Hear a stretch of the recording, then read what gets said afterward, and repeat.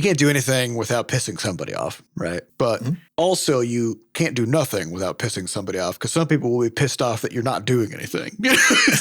Butterscotch. Hey everybody, welcome to episode 504 of Coffee with Butterscotch, the game dev comedy podcast of Butterscotch Shenanigans. I'm Seth. I'm Adam. I'm Sam. We're just doing first name. We're first. I just wanted to see what would happen. Knock things off the testing the waters. This is a show where we talk about life, business, and working in the games industry. Today is January 24th, 2020 vibe. Before we get started, we have a warning. There's going to be profanity in this show. And we'd also like to thank our recurring supporters over at moneygrab.bscotch.net. Thank you so much for your monthly donations to help keep this podcast going. So we're just cranking away on Crashlands 2. We are barreling towards the launch of this thing, which is on April 10th. And again, on the App Store, it says April 12th. It's April 10th. Yeah. Don't worry about it. It's just some jank. It's just some jank in the store. We had to do that. So we did it on advice of the people who run the store. So it's not. They said, cool. Don't worry about it. It's fine. It's fine. Yeah, underneath it. I'm not worried about it. You guys worried about it? Quit being worried about it. It's fine. In the description, the first thing that it says is here's the actual global launch date. So it's and then it says there. Don't worry about it. It's fine. Quit being weird. Yeah, fine. So we're just what are we? We're like not even 3 months away from that thing. And not even close. We're going through various Mageddons. We have item Mageddon where Sam is barreling and Anne as well. They're barreling through all of the art that's remaining, dozens of items and little details and polish points and stuff. So Sam, you did how many last week? You did like 90 or no? There were a lot. It was something like that. And then this week has been switching over to rendering all of them. So basically got them all drawn in because there's multiple phases for, that kind of creative work where it's like there's the design phase where you're looking at like, okay, I got a list of like, I got this weird part from this creature. I got this stick and I need to somehow turn that into a gadget that theoretically shoots fireballs. And it's like, okay. Well, and we had some stuff like we have a gadget where it was like, well, we have this gadget or this thing that you can use, and we haven't like given it a recipe yet, or like we didn't put it anywhere. There were a couple items left where we were like, we don't really know where we should put this. Like, should it be a crafted item? Should you get it from a quest? Whatever. And like one of them, we were just like, let's fish it up. Let's have you just catch it out of the fucking ocean. It's a fish now, and now it's a fish. And so then there were some outstanding questions there where like you can just not worry about it when we're like in development and it's just got a placeholder image. But then as soon as Sam needs to draw the thing, we're like, okay, we got to decide like what is this thing? Yeah. And so weirdly, Sam's art push toward the end here has locked in a whole bunch of items that were kind of like still kind of free floating where we weren't quite sure. In fact, every single item. So now single item, all of the collectible gems have been placed in the world. All of the collectible schematics for all recipes around the world. All items are available in the world in some capacity. Quest, exploration, fishing, whatever. And then all the drawings, there's basically drawings for everything, and then they're getting painted, slowly but surely, basically over the course of this next couple of days here, which is weird. It is weird because it's like, we've been talking about since the beginning of this project how it's one thing to build when we build Crashlands, the original one, you build it on accident, essentially, right? Because you're just sort of iterating from a starting point. And we knew we built it horizontal slice mode, I guess vertical slice mode, right? Where it was just like we would finish like all the creatures and resources and craftables and stuff for like one tier, one level. Yep. And then that was done. And let's move on to the next one. And we built it. So it was like at any given point, you could play through the whole game, but then it would just kind of come to an abrupt end. Yeah. Like partway through. Yeah. And so a lot of that was, of course, we had a more like a guiding idea for the game, but not an actual vision for like the shape of it. So a lot of it is just figuring out what we could even do, right? Crashlands 2 is different because since the start, which is 4 years ago now, then since the start of it, because we had the original game, we actually knew, stuff, right? And you know what you want to do, a lot more, which means you end up with this mountain, just list. And this is like finally we're at the point where not only can you see the end of the mountain, which started happening like probably in October, I would say, where you can see that it can be done. but you're actually like you're burning through the last things, right? Yeah. Which feels really good.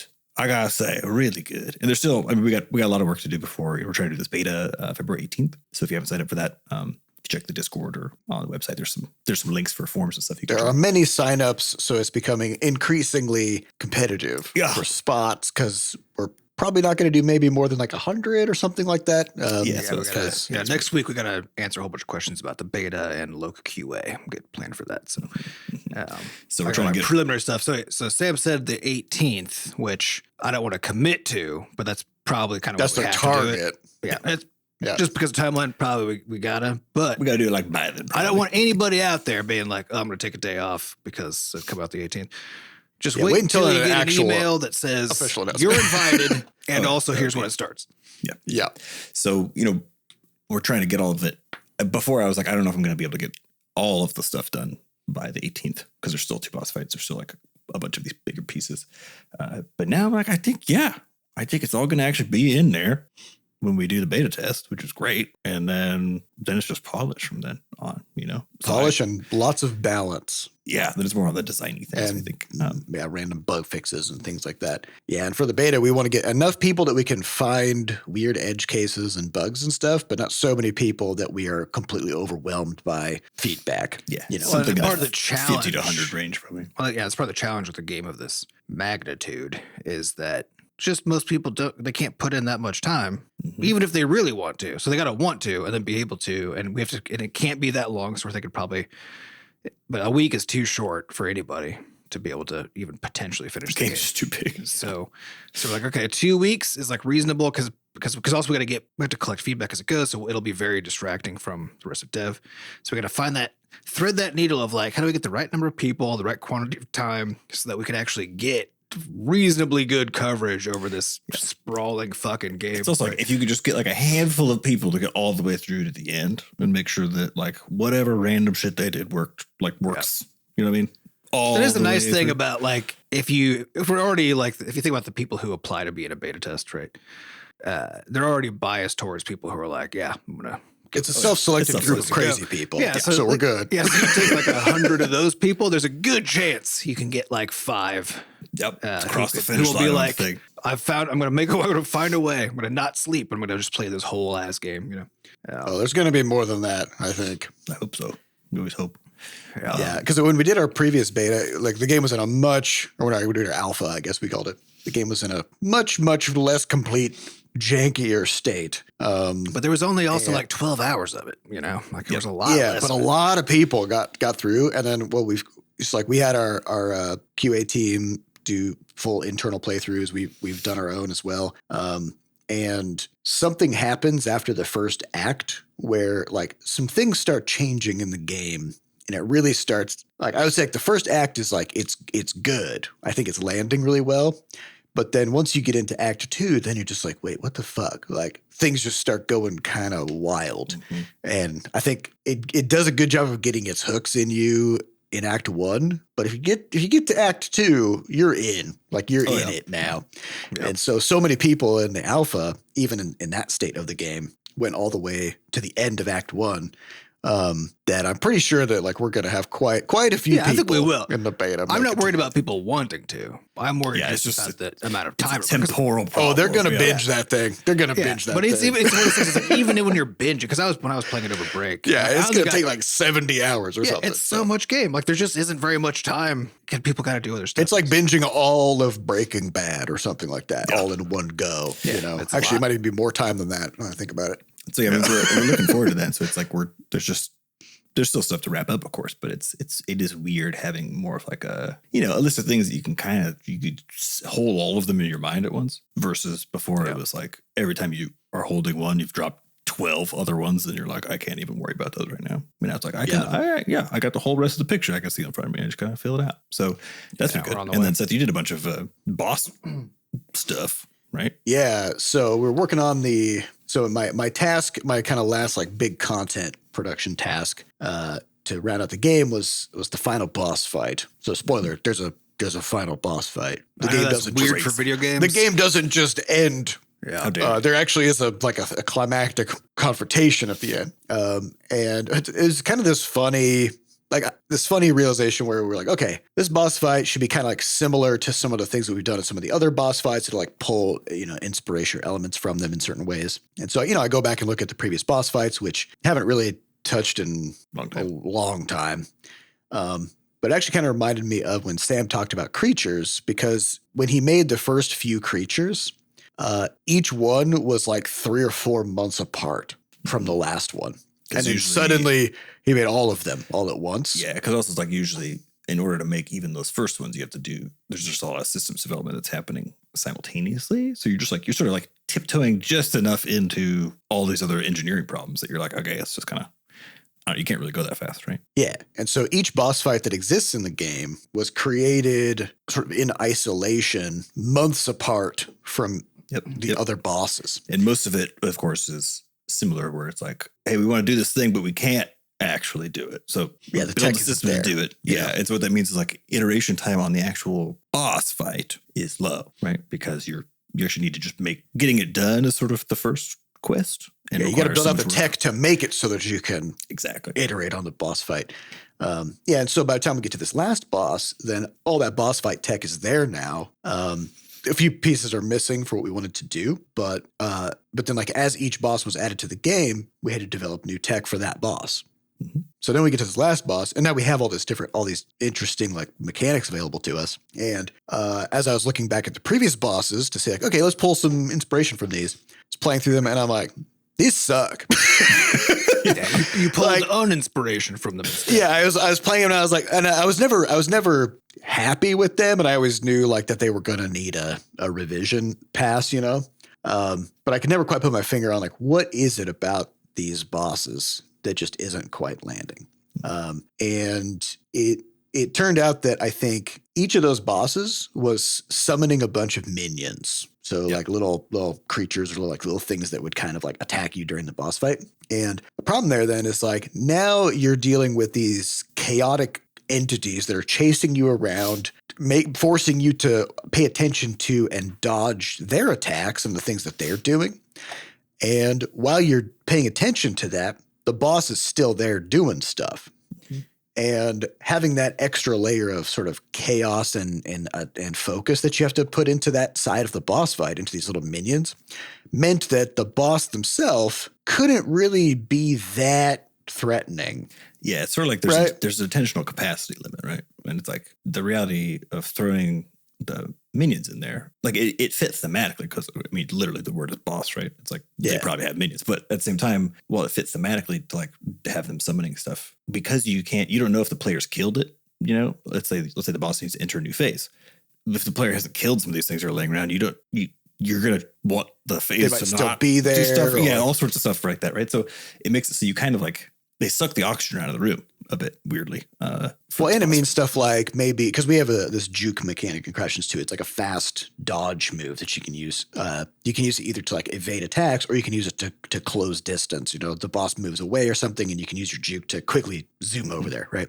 Well, if you got to burn your jukes, your juke charges to fight and evade all these little minions, then you just got to kind of like walk toward the boss at normal speed if the boss is somewhere else. And it was just not good, right? I would say it's like a gradient problem, right? Which is like because the minions are uncontrollable once they're summoned in the sense of like, they're just going to start attacking the player. Then like, then it adds this gradient, or it sort of like soups up I would say metaphorically, it makes it like it's like putting static into a video, right? Where it's like it kind of fuzzes up. Yeah, because you're not fighting the boss; you're fighting the boss plus some other bullshit. Yeah, but it's like muddles the designed elements, right? Because the designed elements is the boss can do this. Here's a sequence of like boss phases where it changes what it can do and whatever, and knowing what the player can respond to with those, right? Which means like if there's what a is the random player thing dealing that may with or may not right be there, now? Yeah. So kind of as I was going back through it, and then I ended up roping Sam in, and I was like, all right, let's pair on this and just kind of start fresh. Let's think about like, let's play these and try to figure out like what is it that makes these bosses like fun and interesting. Let's lean into that more. Get rid of all these little minions make the bosses, more threatening and more memorable, right? Because also it's like if you're fighting that boss and the boss is kind of hard and the boss is doing stuff that's interesting you haven't seen before, right? And you might die a couple of times and have to like learn the patterns of the boss fight and then come back and finally beat it. Then like that's rewarding, right? It shouldn't be overwhelmingly, frustratingly difficult, but it should be like pretty tough because it's supposed to be a big moment, right?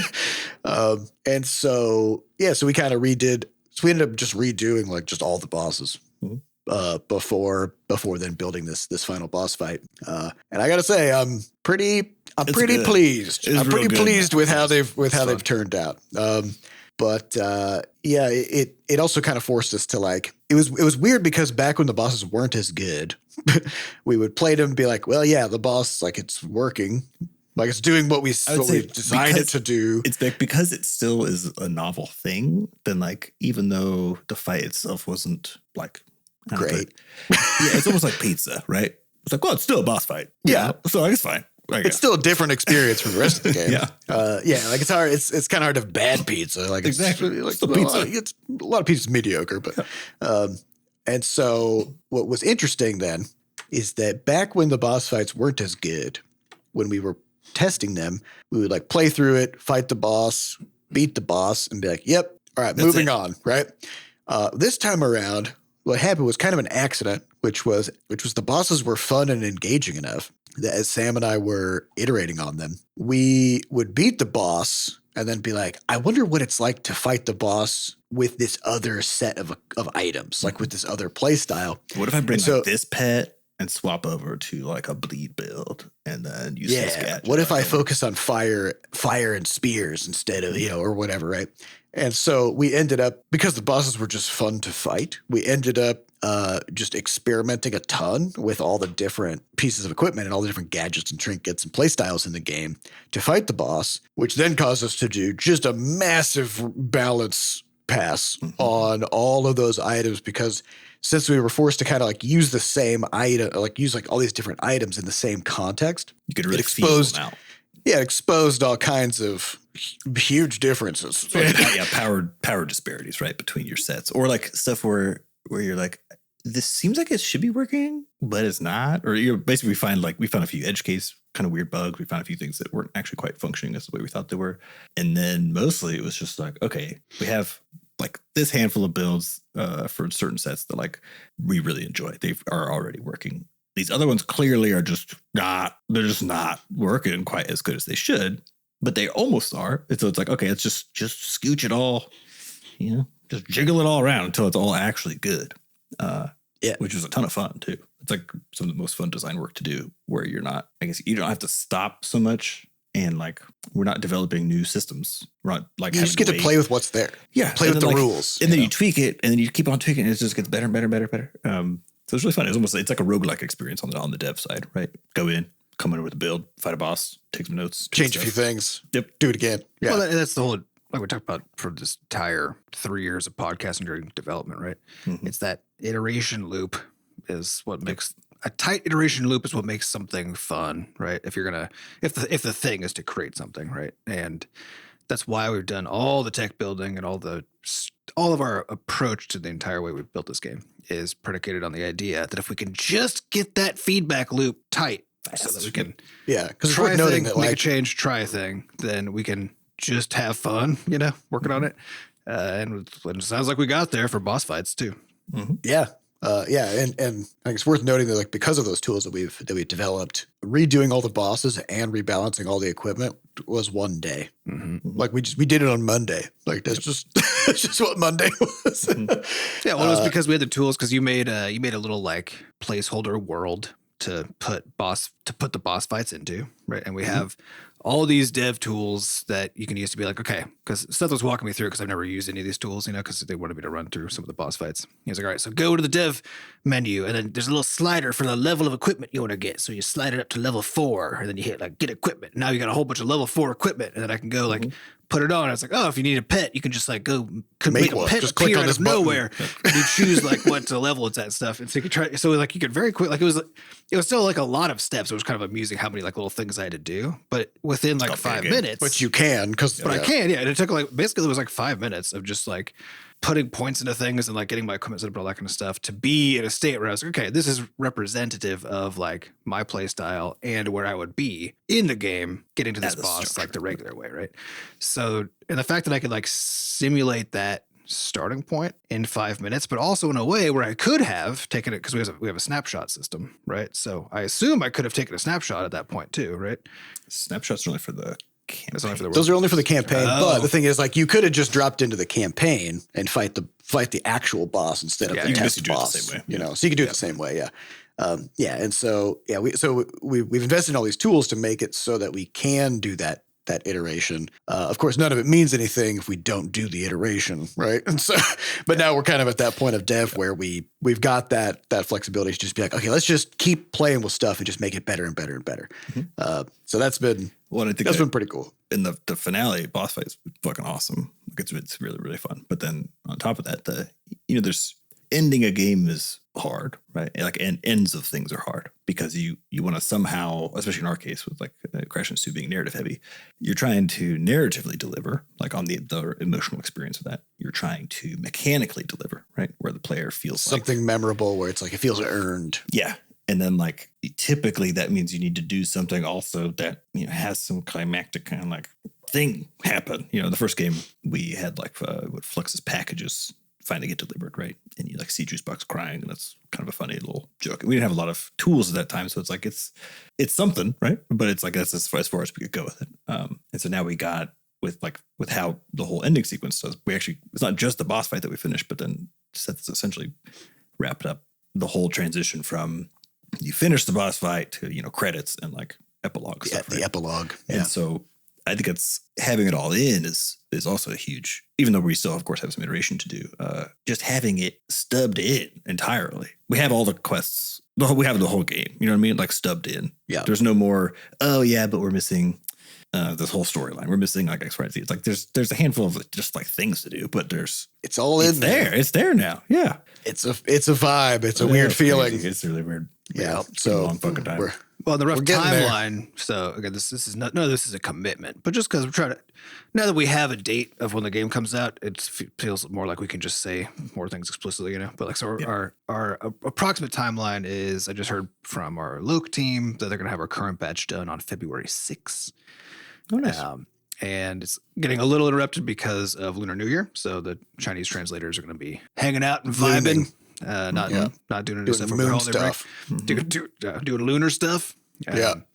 And so that'll be basically like February 6th, and then February 10 is where we're going to start localization QA. So that's where we hire external team, same company that does our look, but a different team, to basically actually like have them play the game with all the localized content, but being now played by people who are fluent and so they can suggest polish points, identify technical issues, all that kind of stuff. So, and it's a lot. It's the same problem we talked about earlier. There's so much game, we can't really have them play test all of it. So part of what we have to figure out is like, and it's expensive. So we're like, okay, we're going to spend a week's worth of testing money on this problem.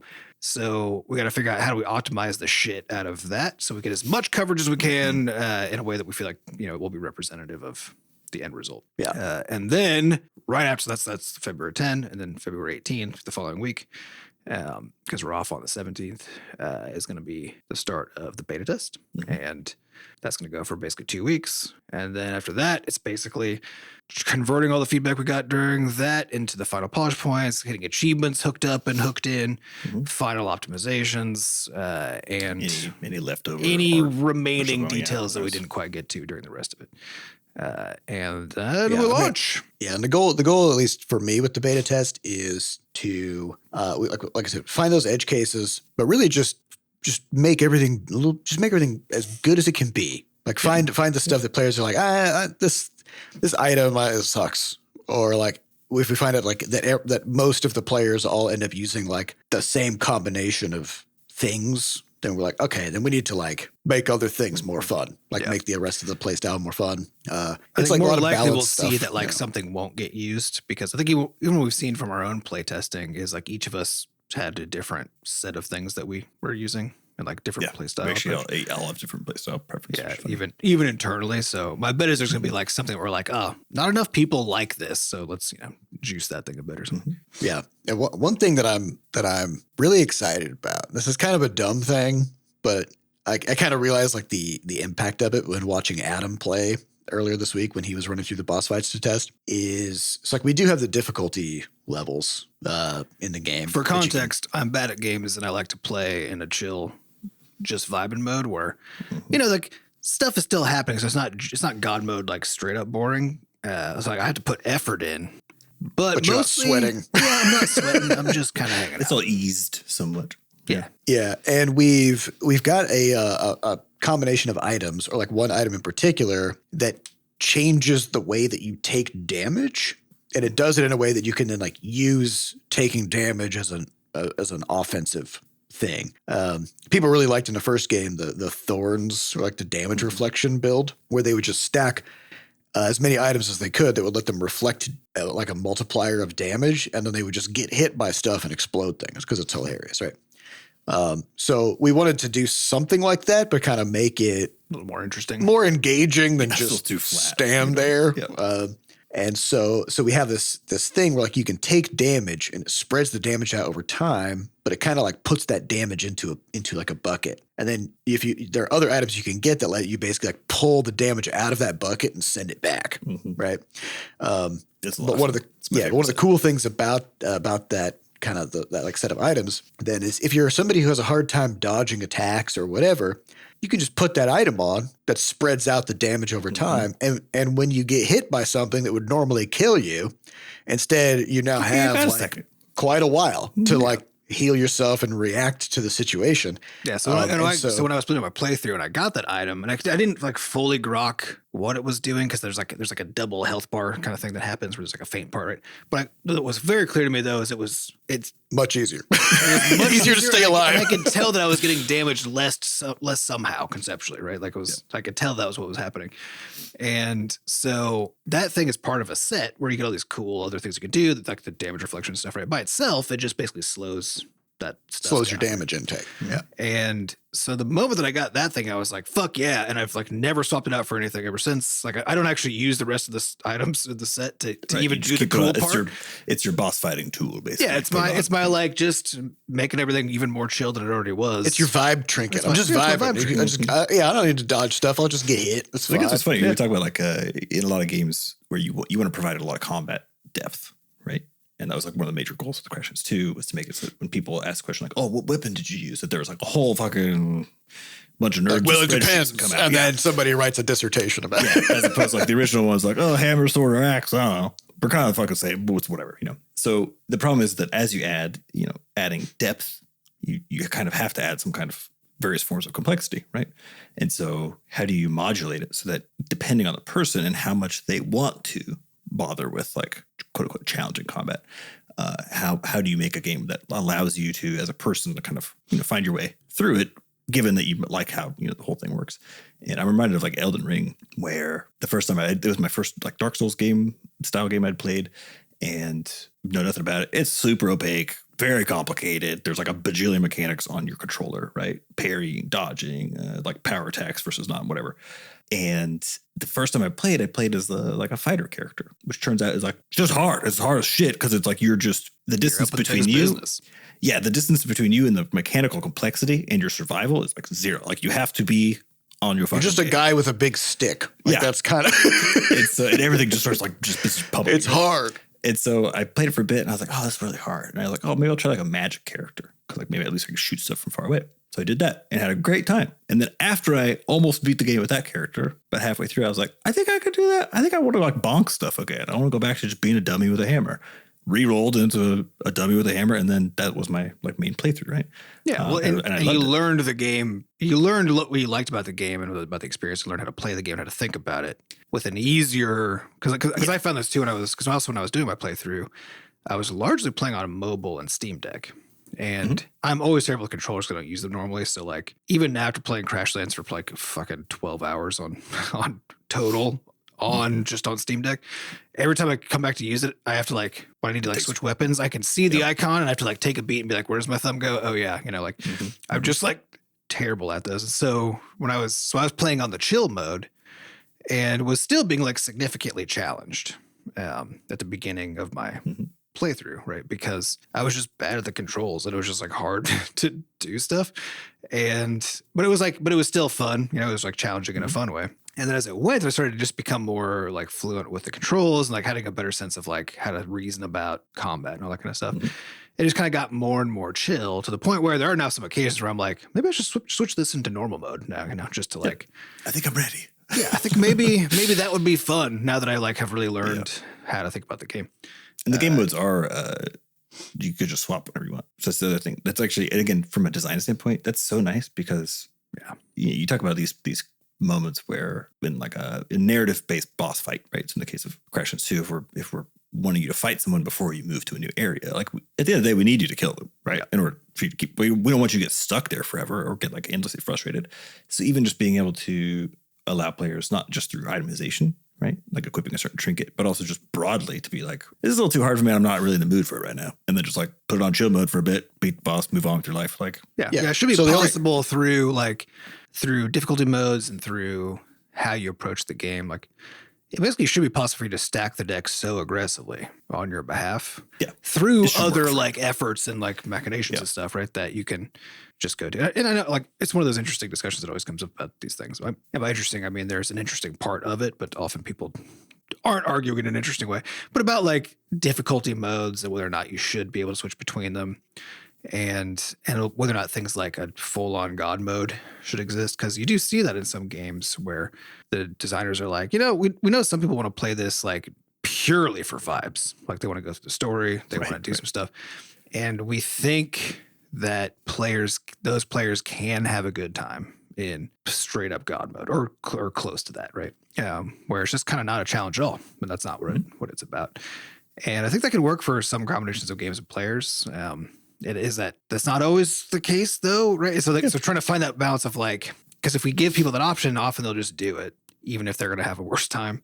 And so trying to find like the range of that to make sure you can give everybody what they will get the most out of while encouraging what you think they're most likely to get the most out of unless they put some extra effort in, Yeah, I think the challenge. I think the trickiest bit is really on the design side is designing a game system that inherently, like within itself, has a gradient of options for you to choose from before you even get to like macro level game modes, right? And that's what we're talking about, like Elden Ring choosing magic or archery versus fighting, like Crashlands choosing the void set versus capacitor set or something like that. It's like certain ones of them are a little bit more challenging mechanically or a little faster or whatever, and so having a gradient of that within it, I think is really where the magic is. That's really what you want at the end of the day. It's like a game system that's rich enough that it can interestingly support all those play styles in a way that doesn't just make it so it's a dominant strategy for someone to just fucking, I don't know, shoot fireballs from 1,000 yards away, right? Yeah. But it's like, well, it's really tricky. And it's something that's kind of funny with like it's the void set is the one that like spreads the damage out.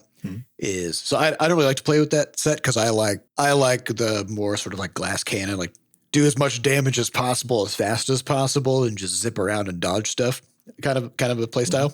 But so Sam likes to play with the whole void set, which is all about just tanking tons of damage and then trying to send it back. But the funny thing is, like, if you're just using like one or two pieces of it, then it's kind of like what Adam was talking about, where it just makes the game easier. Like you just take damage slower, and it kind of slows things down. It does consume a slot, so you can't have some other cool. There's an opportunity cost to it. But then like if you go all in on the void set, then purposely taking damage becomes a core part of your play style. And now it becomes hard again. To the telegraph. You got to figure out how to get hit a bunch. But not, and then you've got all the way.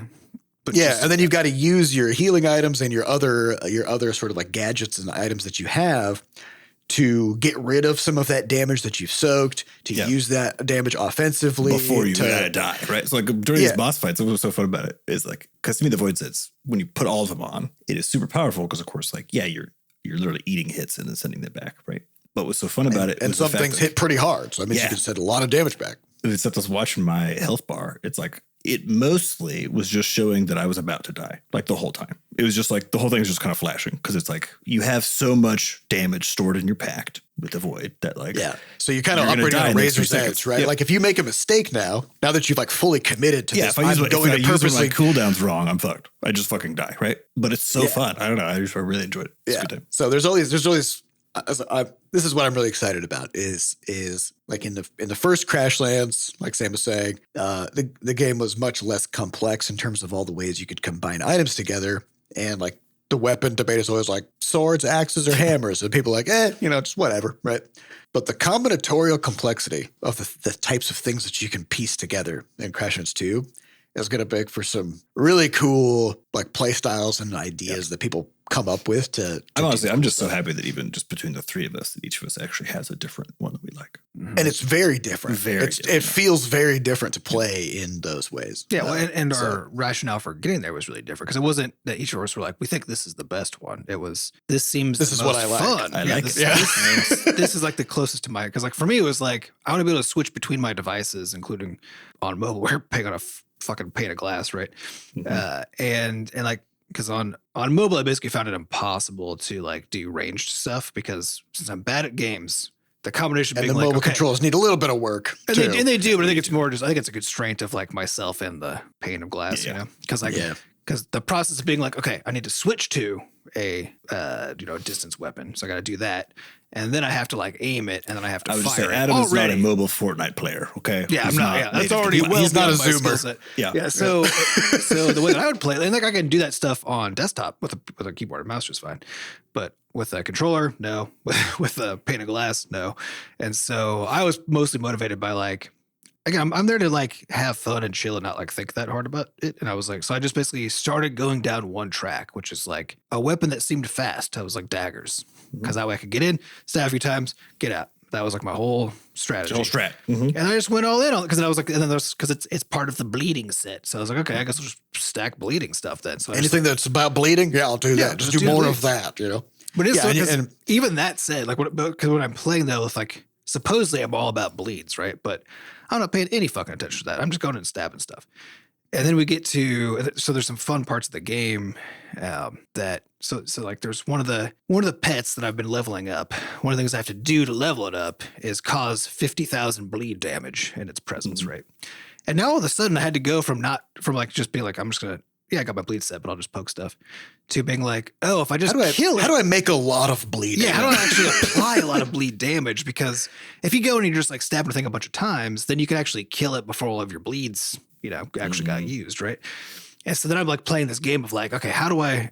Now you're like, I just want to watch people bleed. Yeah, so I'm like trying to figure that out. And so then I ended up learning sort of incidentally by trying to like achieve this quest, like how to think about applying bleed damage, and actually for the first time paying attention to like, oh, okay, I see like when I go in, I can see like, now I can see there's these stacks going up on my hotbar or whatever we call the health bar area. Yeah. I can see those buffs existing, and I can see them going down, and I can watch the damage numbers coming off the creatures. And I was like, oh, so I actually had like for the first time I had to. The information was all there, but I think you weren't yet at a point where it mattered to you or where you cared enough to pay attention to it. The thing is, like, still fun. The thing is, like, I still, once this quest is done, I'm still going to stop paying attention to that, right? Because, like, but now you know. Now I know, which is now, like, really interesting. And it made me think more about kind of the rest of how the game works, right? And so that's what that's one of the things I really like about the complexity level of what we have for, like, you can engage with it at your own. Yeah, you can engage with it at your own level, but the game also encourages you periodically, without it being a strict requirement, to engage in a way that you wouldn't, right? And a lot of that is through like pet quests and optional stuff where it's like, hey, you need to. It's like even the void set stuff, which I like normally wouldn't fuck with, except that there's a whole quest chain of like use the maw to kill stuff and level it up, and I'm like, well, I gotta. I mean, I guess. And so now I'm interacting with the pact system, which I normally would be like, because look, when Samson first conceived of and talked to me about the pact system, my eyes glazed over immediately, and I was like, that sounds awesome, but also that I seems like I have to keep track of too many things, and so I just was like, that's not going to be for me. And now that I've like done it because I can but don't have to, right? Also, I'm like, actually, I'm kind of into this. It's wrapped up in like really goofy weird story. Oh yeah, you know what I mean? Like, well, and it slowly opens up, right? Because like it takes place over a long thing, and really in the end, you're just hitting stuff. So like it's not really different. But now because I'm like, I have to hit stuff with this thing to complete this quest, then I might as well pay attention to like what happens when I do it. You know, so it all works really well. That's how we get you. We're getting more and more excited about the launch. I think that being able to talk about it, having it out, being so close to being done, I think it's like you finally get store to, pages up. Yeah, I mean, you finally get to like, I don't know, look at the thing instead of just looking at the work still to do, you know, because there's not that much left to do, and that feels. Yeah, really I'd say the only apprehension I have, I guess it's not an apprehension. I know it's going to happen. I know that there's going to be some subset of people who really wanted it to be a one-touch game, like the original. Yes. And that's, you know, that's a valid one. I think given where we wanted it to go and how we wanted to grow it, I think we just did it. Yeah, we wanted it to be, just like the stuff that we were just talking about, you know, like if you have a really simple input mechanism, then it inherently forces a lot of the mechanics to be simple. If it's an action game, right? If it's a turn-based game, you can kind of do whatever because you got time to move your finger around the flat pane of glass, you know? But for a game that's real-time action game, if you want deeper complexity and more meaningful systems and more ways to engage with it, then you got to kind of open up the controls a bit. So, you know, if you're one of those people who's like, I didn't want it to be more than one button kind of thing. Yeah, it's true. I'd say, give it a chance because we do have the difficulty modes. And so if you're somebody who wanted that because it's like, it feels more stressful to have to like engage with more controls.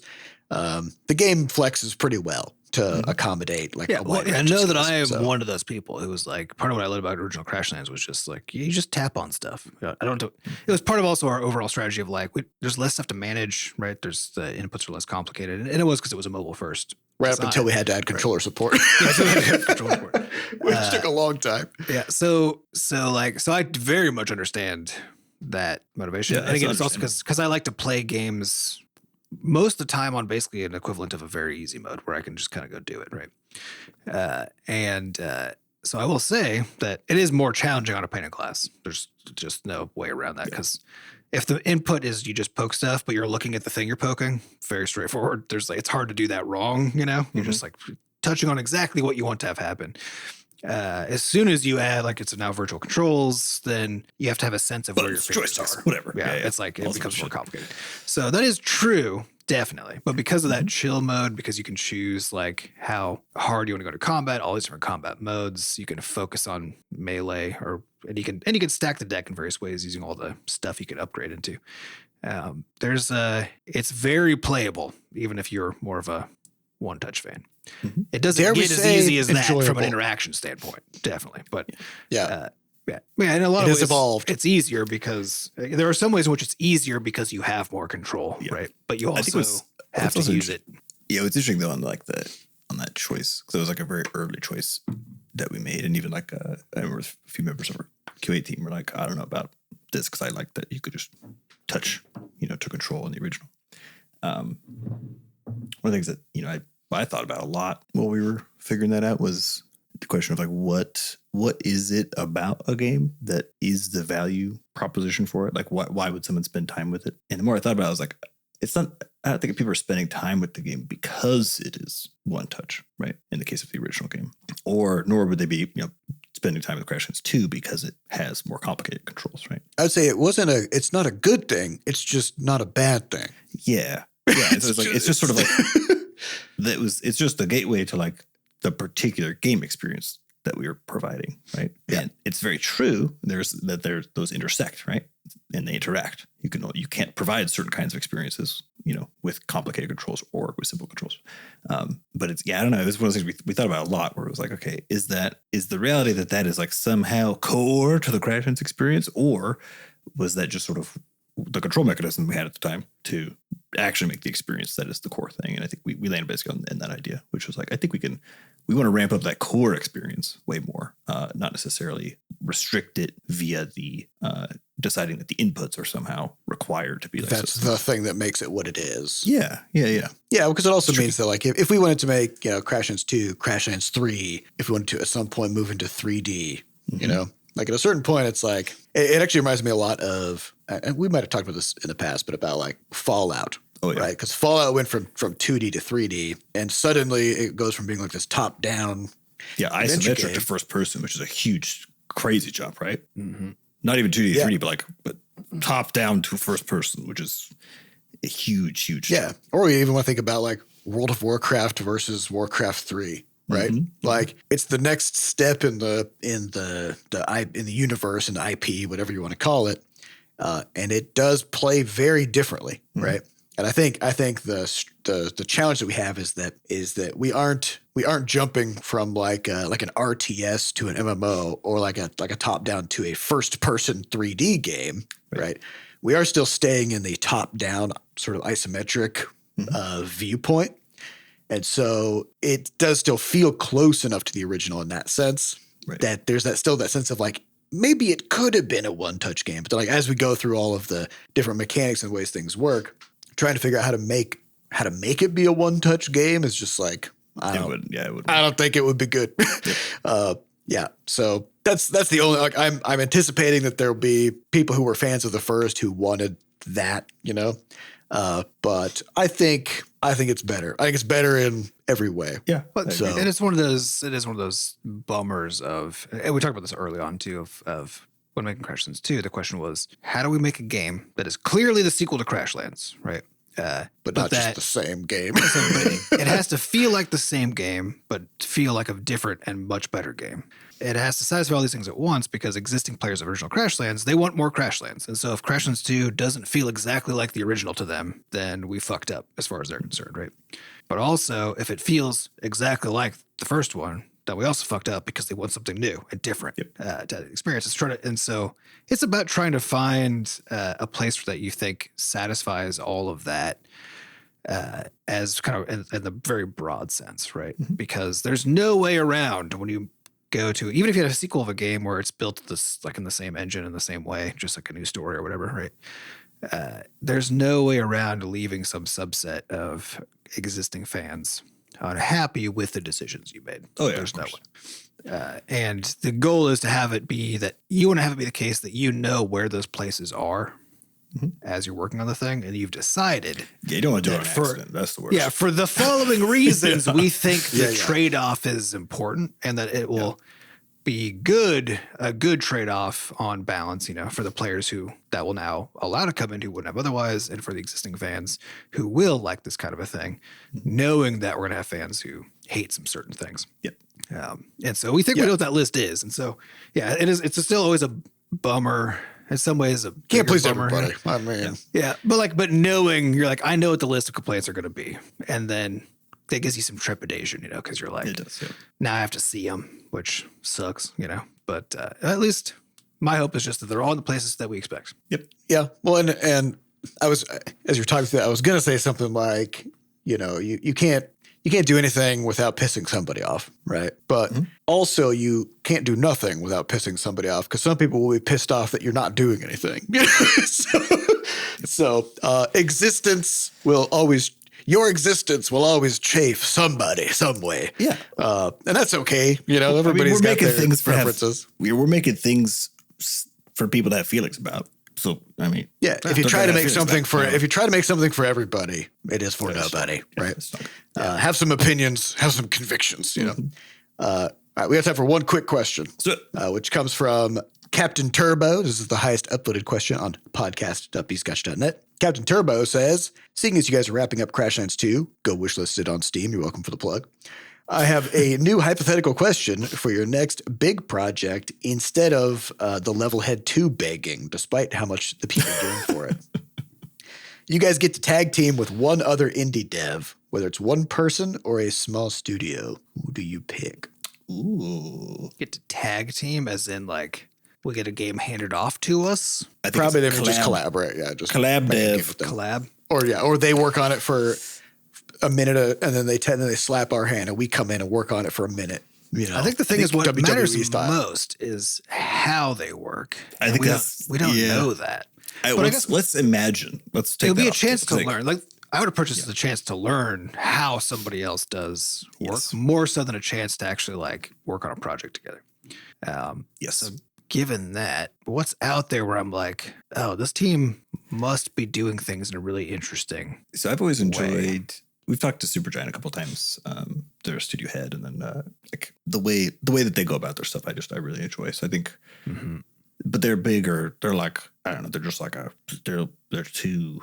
Yeah, it depends. You have to define guess, you know what what I mean? to use. Yeah, they're so good. I don't know. But I think it'd be just curious to see a process, and they've scaled up, with Hades and Hades 2, and so it's also seeing how that scale has worked for them. I think would be interesting. And then like on the smaller side, even like I love roguelike deck builder stuff, and the figuring out how to think about how you would like balance those and like measure that stuff, and also just like make them would be really interesting. So I think talking to the Slay the Spire team, that'd be really fun, because also we've met them before, and they're super nice, and it's a small team, so they're not necessarily looking at like production scale issues in the same way that like something like Supergiant is looking at or whatever else. But I think one of those would be interesting. I think, or Team Cherry, because they're doing a fuckloads of animation, but who knows? Silksong still isn't out, so I don't know what's going on. Maybe they're not. I don't know. Yeah, who knows what's going on? but then you would learn why, and that could be interesting. Oh yeah, it'd be very So seeing how they're doing that, I think would be interesting, because like the scale of Hollow Knight was so fucking huge that also just literally process wise, unless it's just the case that I think it's just like maybe one or two people who did the animations for the like all that stuff. If they're just like that fucking good and they just pour it out of them, like water every day, and then like, okay, I mean that's one fact, but I don't know. I'm just curious. I don't know what you can take away from that. Yeah, exactly. So I think that is a case, because if you think of like an indie dev who like has a big name that there's a good chance that the reason about them is because they're some kind of effectively like savant, right? There's like something they're just so fucking good at that the rest doesn't matter. The process doesn't matter. Everything sort of kind of doesn't matter that much. And unfortunately, there just isn't much to learn about those scenarios, except it's sort of like be more of an expert, which is what we're all trying to do, already anyway. Yeah. And there'll be lots of little things you can learn, definitely, maybe some big things, but in terms of like overall, like big picture stuff, you can write a check with, you don't necessarily get a lot from someone who's just like my least favorite thing with talking to artists is always the people who are like, oh yeah, I've been drawing since I was like 2. Like, well, I can't do that. And like, if I don't have a time machine, if they're not, but also like, especially because a lot of times those people who are really, really good aren't actually just like not necessarily aware of their process, and so they can't necessarily articulate anything about how they're doing what they're doing. Yeah, they have extremely high fluency, intuition. They just do it. Yeah, so like that's always a bummer, because it's like it's hard to learn from fluent people because they don't. You want to work with somebody who had to work for it. Well, not even. Which isn't to say that they didn't, but it's like if you've been doing it your whole life, then it's just like breathing. Like but there are some people who are better at, or who have taken the time to figure out how to articulate it, right, and are still just like so fucking good. So it's not necessarily but it's not like necessarily when you learn from someone who's been in the exact same scenario as us, of like, or myself on the art side, or whatever, so much as like who's really looked at how they are doing what they're doing and are able to articulate it in a way that is like fucking grokkable, right?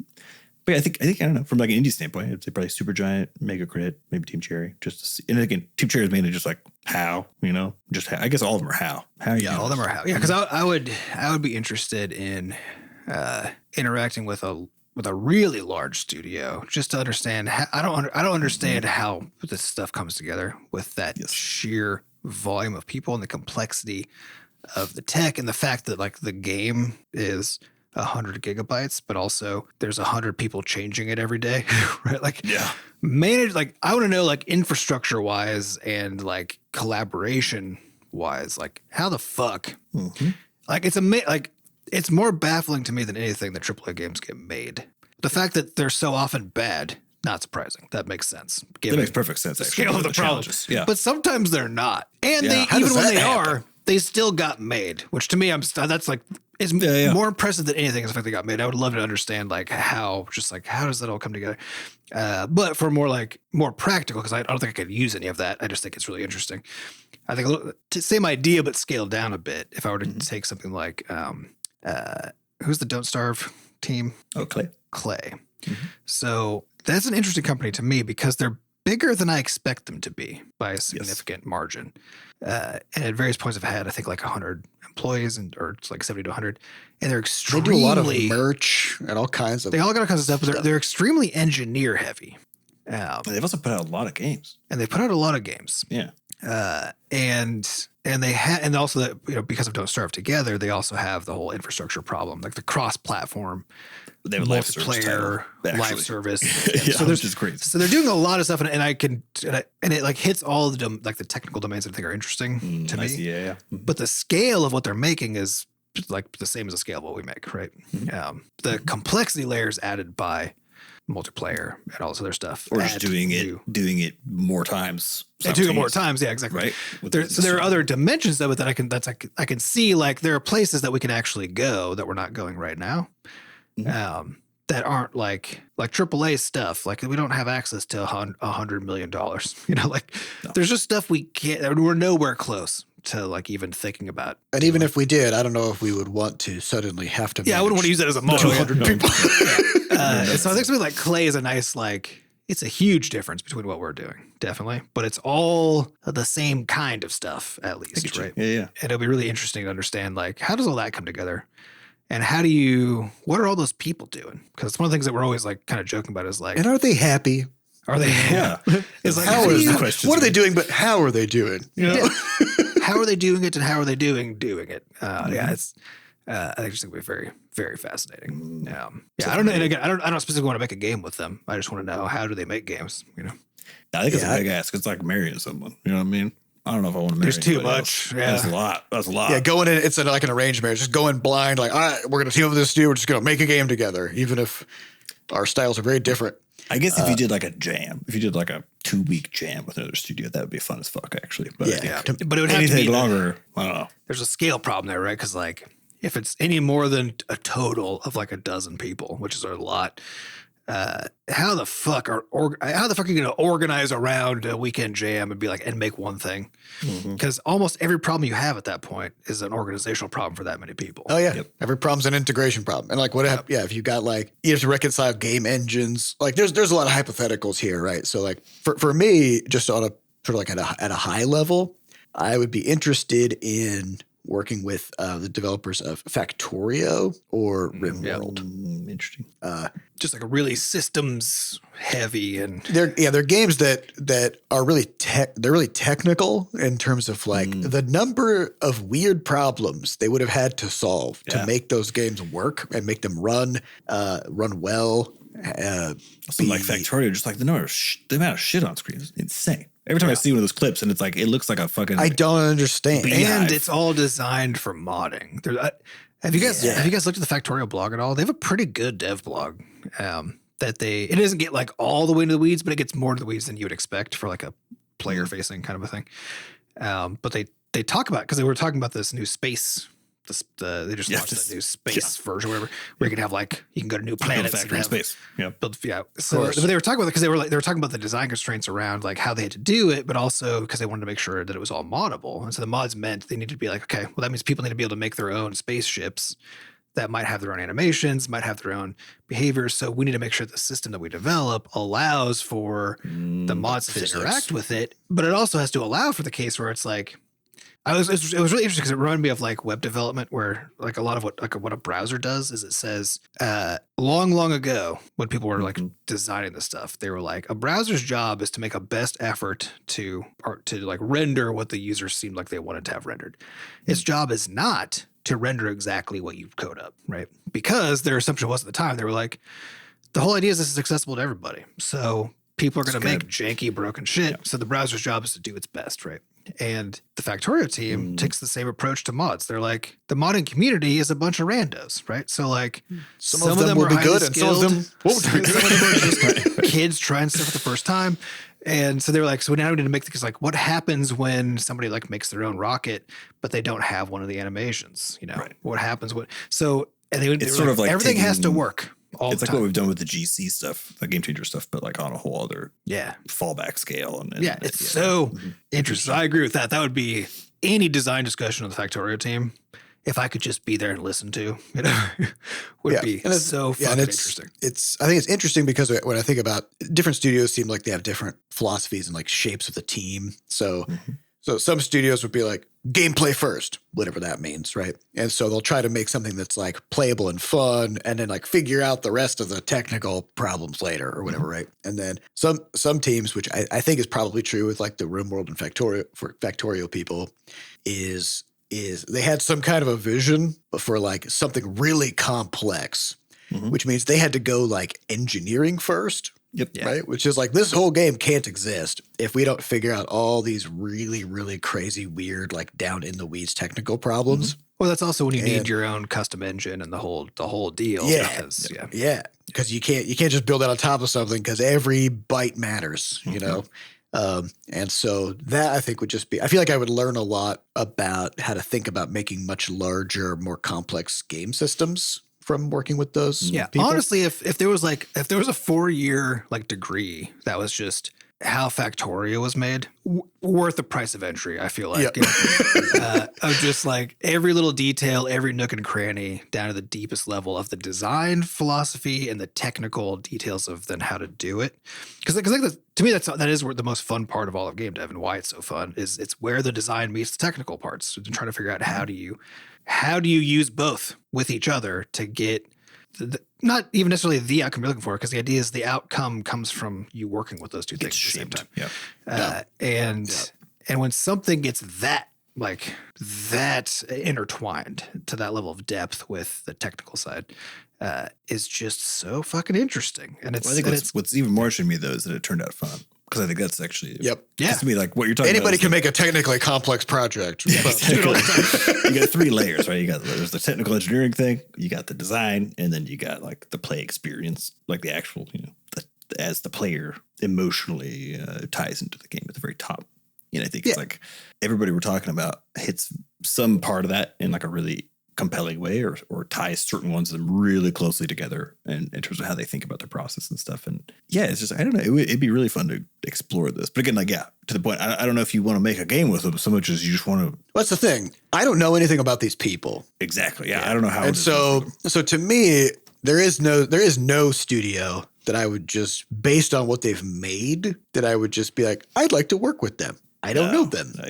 Because if you're sitting down for even weeks, working with somebody on something that's this complicated, if they're egomaniacal, if they're kind of a bully, if they're a creeper, like all the crazy stuff that kept coming out about various game studios over the past few years, or non-communicative, so that it's just hard to tell. Yeah, maybe they just like doing their own thing, and so like I would just be like trying to find ways to be involved in the project and be like, nah, just don't worry about it. I'm a lone wolf. You don't know, like, because working well together to me is the crux of everything. And it's very hard. If you don't have that, it doesn't really matter whether your interests align or whether you're trying to do the same thing, Well, and if you do have that, then it also kind of doesn't matter, right? Because like, if you can work really well with somebody and you can get aligned on the overall mission, then it just kind of doesn't matter who the people are. You can do whatever. Yeah, you can just do whatever. I mean, our thing was like, Adam was not a web developer when he joined the studio, and Sam was not an artist. Right. But like we all worked well enough together that we accommodated each other's skills at the time and helped each other to get the space to grow. Yeah. So like when we made Talfight to the Monocle of Destiny as our first like big release as a studio, Sam had a bunch of limits, like can't draw hands, can't draw faces. Okay, so what can we make with that, right? And we just worked within our constraints and just move forward. And there were a bunch of things that I couldn't do as a programmer, and we worked with that too.